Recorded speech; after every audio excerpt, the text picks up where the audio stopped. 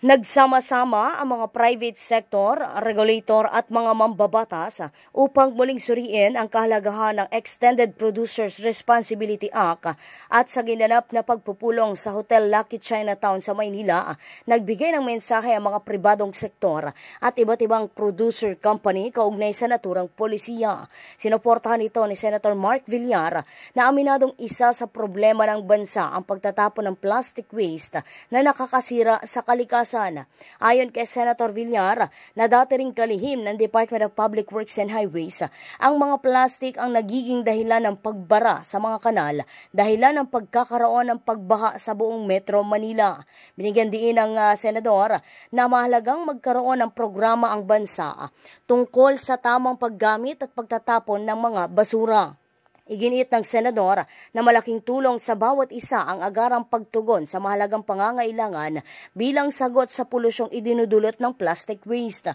Hinikayat din ng Senador ang mga lokal na pamahalaan na pasiglahin ang grassroots o yung iba't ibang programa, proyekto at aktibidad na may kaugnayan sa kahalagahan ng pagkamit sa net zero.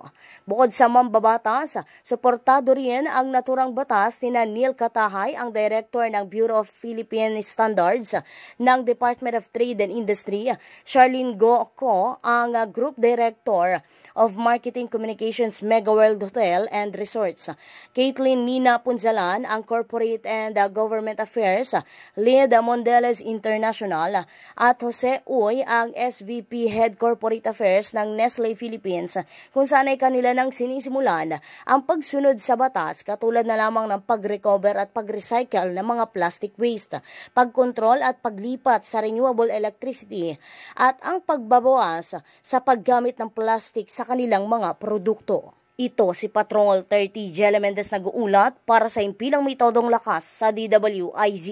Nagbabalita ng tama, naglilingkod ng tama.